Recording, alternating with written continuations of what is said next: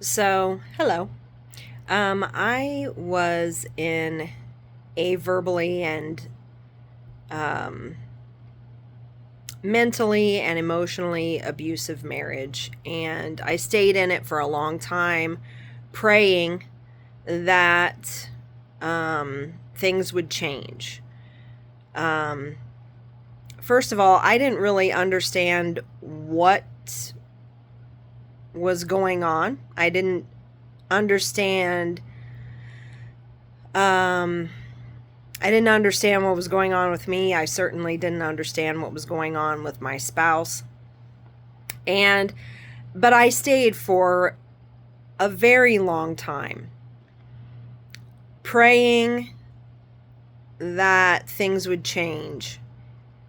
And I did a lot of things to change myself. Um, because I wanted to save the marriage and I wanted to make things work. And um, there came a time when I realized this is a sinking ship and I'm going to go down. And I don't know what my cat is meowing about, but something. Is he going to puke? No, he's playing. I don't know what he's playing with. Anyway, sorry. I was distracted by the cat. I'm back now. So what I wanted to talk about was that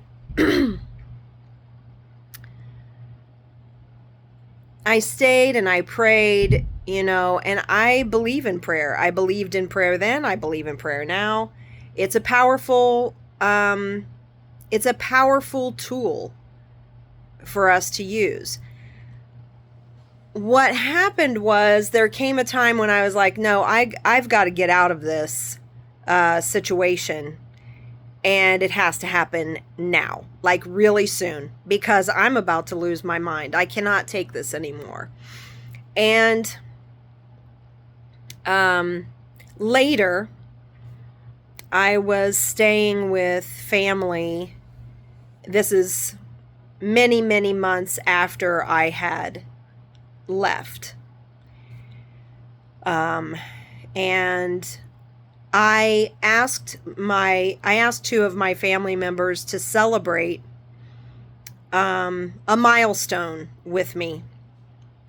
And I did a little ceremony. We had cheese and crackers and wine because I wanted to mark the occasion.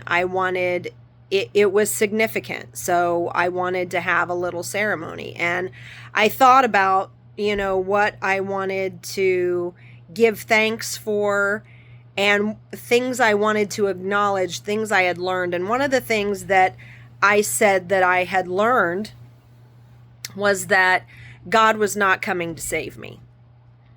And I grew up in Christianity, so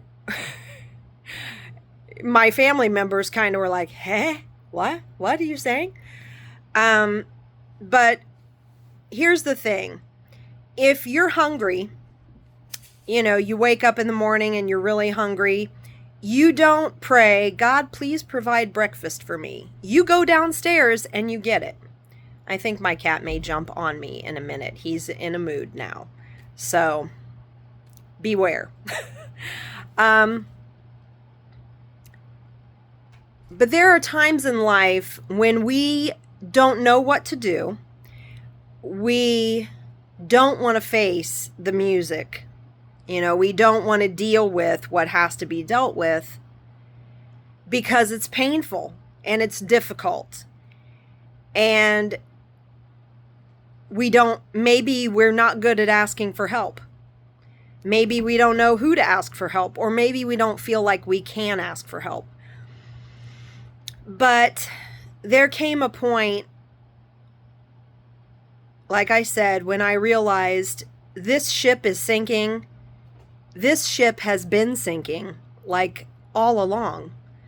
To use another metaphor, I was trying to dance a tango with somebody who didn't want to dance at all. That's a little difficult. So if you're a dancing kind of person, you need to find somebody who wants to dance. Anyway, the solution was not pray harder, pray more, get a new book. It was you're going to have to deal with what you have to deal with. And so when I say God is not going to save me, I mean, I guess think about the serenity prayer. You know, there are things we can change and we need the courage. That's what we need to pray for. Give me the courage to change the things I can change. Give me the wisdom to know the difference between what I can change and what is out of my hands, so that I can let it go and just get on with life. That's what I'm talking about. You know, like I said, I do believe in prayer. But I know that there are things we are empowered to do for ourselves. And in those in those aspects of our lives, God's not coming to save us. Just like God isn't going to make breakfast for me in the morning. God's not going to make sure I got gas in my gas tank. These are things I have to take care of because I'm responsible for my life. This life that I have is my one wild and precious gift, I believe, from God or source, the universe, whatever you believe.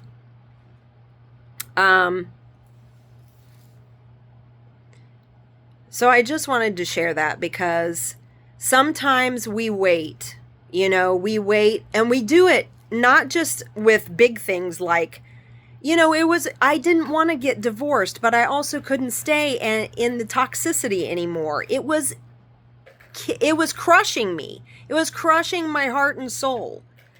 I was becoming somebody I didn't want to be. And I didn't have to be, It's like, look, girl, you got 2 legs, use them, get the heck out of there.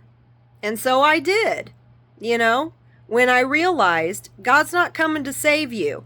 God's not coming to fix this. You have to do the thing for yourself. What is it you want to do? And let me add this. As soon as I determined what it was I wanted to do, that I wanted to save my life, I wanted to break free from this marriage so that I could live in peace, so that I could cultivate a life of love and joy and peace and create something better for myself. I was terribly grieved that it came to this, but I had fought for 23 years trying to make something happen. I did what I could. I prayed. And then it was just time to go. And when I decided this is what I'm going to do, doors opened for me. God was, or the universe, or source energy, whatever, my spirit team, were waiting for me to make a decision. What you going to do? If you're going to stay here, we will comfort you in your suffering. If you're ready to go and start over, we're going to open doors. We're going to give you courage and strength. So sometimes it's like that. And sometimes you need to quit waiting for somebody outside of you to come and do something for you. Okay? Because you're strong enough and you got this. And you may not know this, but you have a whole frickin' spirit team on your side working to help you, to lead you and guide you. Source energy, God, is not working single-handedly all by itself. There are angels. There's so much in our favor. So be strong, be courageous, and know that, yes, you are loved and supported by the Spirit, okay? But you're the one who has to brush your teeth, and you're the one who has to get up and go to work or get up and get dressed. You're the one who has to get up to the table and feed yourself when you're hungry. Okay? The spirit, the universe, your spirit team, God, works alongside you to support and help and guide you. But you got to put some effort in yourself. So if you're facing something right now that you've been praying would go away so you don't have to deal with it, or you were praying that you would just be rescued, you might want to take a second look at that and just, ask for guidance, ask for help, ask for clarity. Do I have options? What else could I do? What would you recommend I do? For one thing, the big thing for me was I wanted peace. I wanted to be genuinely loved, to live in peace and harmony with whoever I was living with. And for a long time, I haven't lived with anybody because that suited me just fine. So think about those things. What is it you want to feel? That's a really good starting place. How do I want to feel? And then, what are my next steps to get there?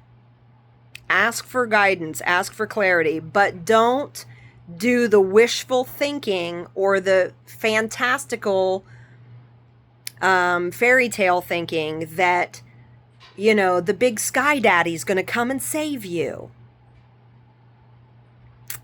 Okay? I don't think so. I think of, like, as a parent, I loved my children. I supported them. I watched over them. I guided them. And I wasn't a perfect parent, but I'll tell you this, I wasn't going to do everything for them either because they needed to learn. I wasn't a hovering mother. There were times when they were learning to walk and they fell down. Now, I had made the area as safe as I could, and I was there to pick them up, to help them get back up on their feet, and to comfort them. But I didn't try to walk for them. They needed to develop the muscle. They needed to develop balance. You and I have things we've got to learn and develop as well. And we shouldn't be afraid of that because, honey, we're made for this. We're made for this. Okay, I love you. Take care. Talk to you later. Bye.